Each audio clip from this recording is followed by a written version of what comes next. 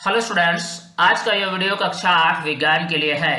यह वीडियो विज्ञान का अध्याय 4 यानी दहन और ज्वाला से संबंधित है।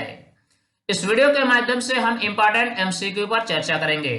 सारे क्वेश्चंस काफी इंपॉर्टेंट हैं, इसीलिए इस वीडियो का आप लास्ट तक जरूर देखें। आइए शुरू करते हैं।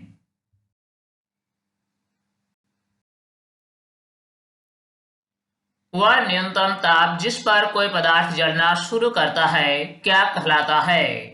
ऑप्शन दिया गया है उष्मीयमान, ईंधन क्षमता, ज्वलन ताप या इनमें से कोई नहीं। किसी भी ईंधन पदार्थ को जलने के लिए एक न्यूनतम तापमान की आवश्यकता होती है। इस न्यूनतम तापमान को ही उस ईंधन पदार्थ का ज्वलन ताप कहा जाता है। पटाखे का दहन किस प्रकार का दहन है? दिया गया है तीव्र दहन, श्वात दहन, विस्फोट या इनमें से कोई नहीं। पटाखे का दहन एक आकस्मिक अभिक्रिया है जिसमें ऊष्मा और प्रकाश उत्पन्न होने के साथ साथ तेज ध्वनि भी पैदा होती है। इस प्रकार के दहन को विस्फोट कहा जाता है। सोने और चांदी को पिघलाने के लिए सोनार ज्वाला के किस क्षेत्र का उपयोग करता है? दिया गया है बाहरी क्षेत्र, मध्य क्षेत्र, आंतरिक क्षेत्र या पूरे ज्वाला का। जैसा कि हम जानते हैं कि ज्वाला के 3 क्षेत्र होते हैं, आंतरिक क्षेत्र, मध्य क्षेत्र और बाहरी क्षेत्र। इन तीनों क्षेत्रों में से ज्वाला के बाहरी क्षेत्र का ताप सबसे अधिक होता है। इसीलिए सोने और चांदी को पिघलाने के लिए सोनार ज्वाला के बाहरी क्षेत्र का उपयोग करता है जो नीले रंग के प्रकाश के साथ जलता है। निम्न में से कौन सा गैस हमारे लिए अधिक खतरनाक होता है?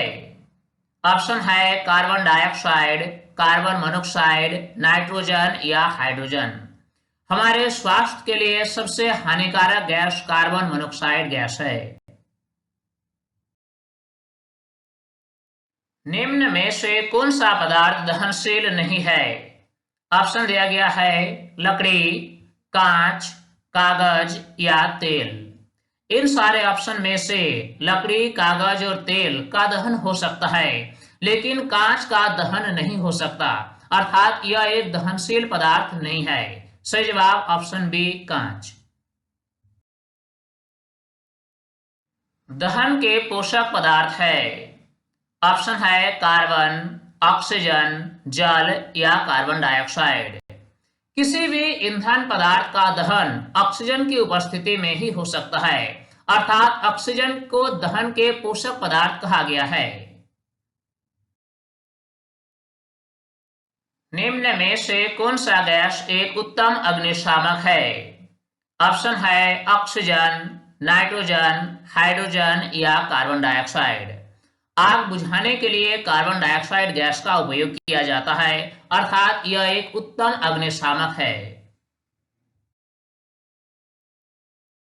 दहन के लिए आवश्यक परिस्थिति है ईंधन, ऑक्सीजन, ज्वलन ताप या उपर्युक्त सभी।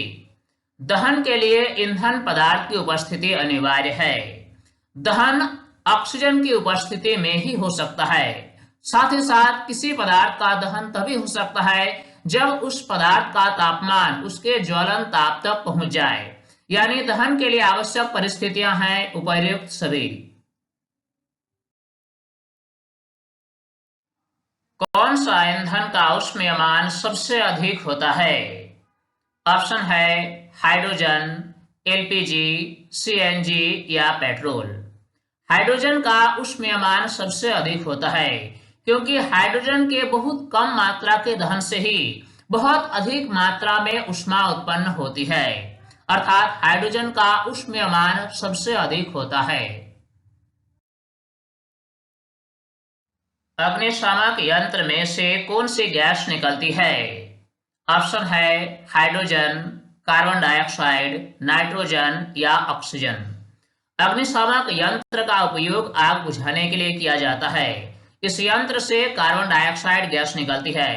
कार्बन डाइऑक्साइड गैस आग को चारों तरफ से कंबल की तरह ढक लेती है, जिससे आग को ऑक्सीजन की आपूर्ति नहीं हो पाती है और आग बुझ जाती है। सही जवाब कि अग्निशामक यंत्र से कार्बन डाइऑक्साइड गैस निकलती है। निम्न में से कौन सा दाह्य पदार्थ है? ऑप्शन है पत्थर, कांच, लोहे की कील या कोयला। जिस पदार्थ का दहन हो सकता है उससे दाह्य पदार्थ कहा जाता है। इन सारे ऑप्शन में से पत्थर, कांच और लोहे की कील का दहन नहीं हो सकता है, लेकिन कोयले का दहन हो सकता है, अर्थात कोयला एक दाह्य पदार्थ है।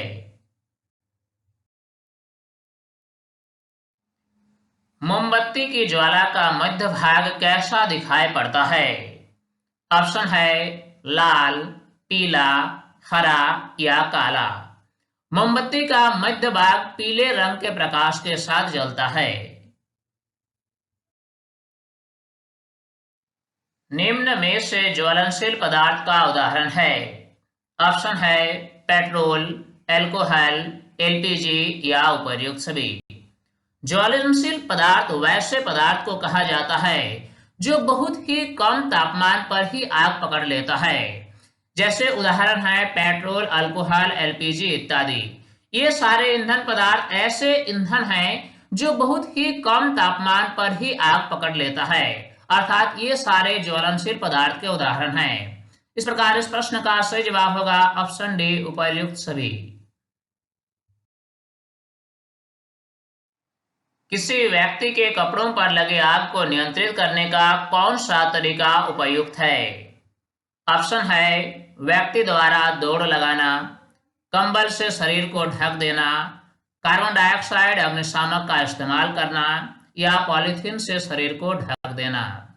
जब किसी व्यक्ति के कपड़ों में आग लग जाए तो आग को नियंत्रित करने का सबसे अच्छा तरीका है व्यक्ति को कंबल से अच्छी तरह से ढक देना। ऐसा करने से क्या होता है, आग का संपर्क वायु के ऑक्सीजन से टूट जाता है और आग पर आसानी से नियंत्रण पाया जा सकता है। ज्वाला में कितने क्षेत्र होते हैं? ऑप्शन है 2, 3, 4 या 5। ज्वाला के 3 क्षेत्र होते हैं, आंतरिक क्षेत्र, मध्य क्षेत्र और बाहरी क्षेत्र।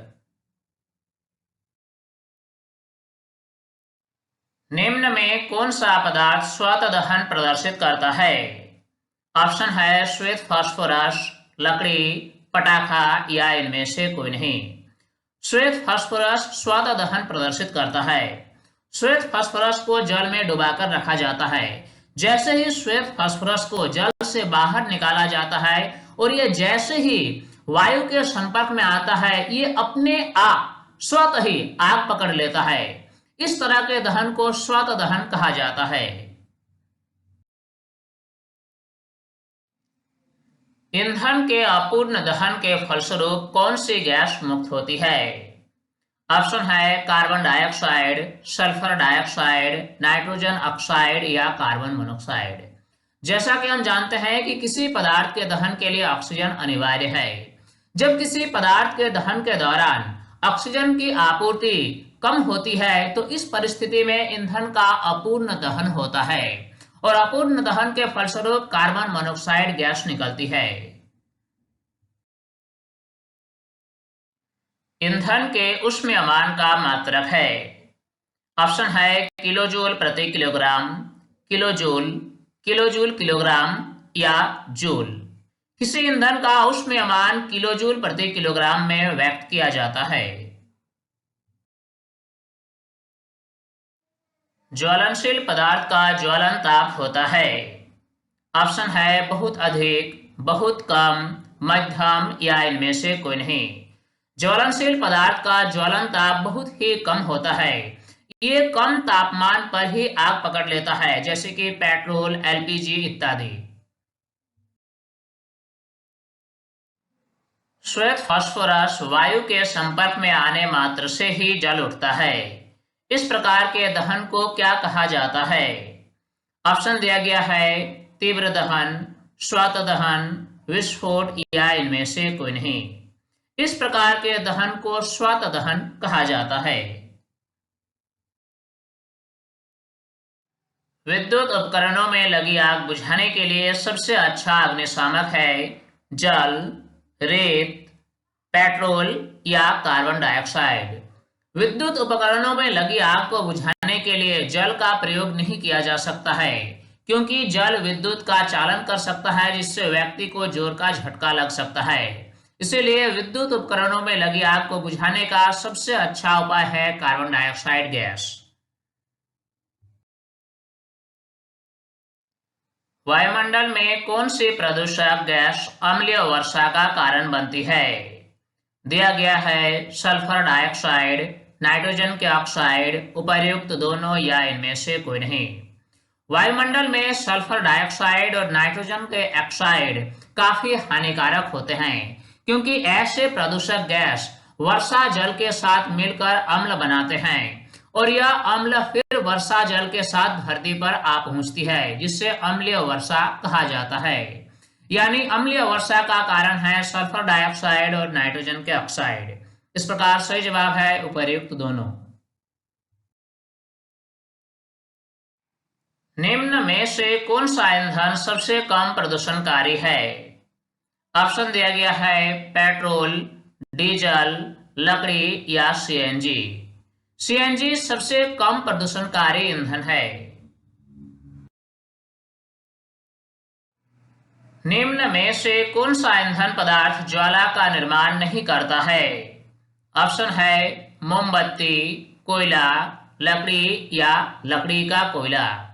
इन सारे ऑप्शन में से मोमबत्ती, कोयला और लकड़ी को जलाने से ज्वाला का निर्माण होता है, लेकिन लकड़ी के कोयले का दहन से ज्वाला नहीं बनता है।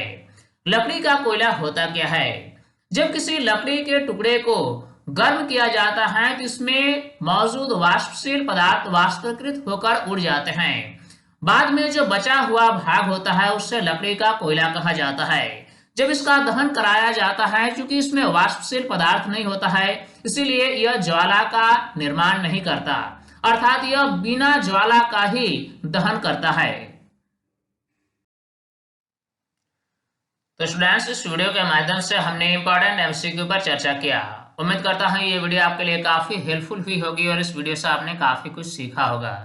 ये वीडियो आपको कैसा लगा आप हमें कमेंट में जरूर लिखकर बताएं। साथ ही अगर अभी तक आप हमारे YouTube चैनल साइंस प्लेटफॉर्म को सब्सक्राइब नहीं किया है तो इसे अभी सब्सक्राइब कर लें, ताकि हर नई वीडियोस आप तक आसानी से पहुंच सके। स्टूडेंट्स, तब तक के लिए बाय।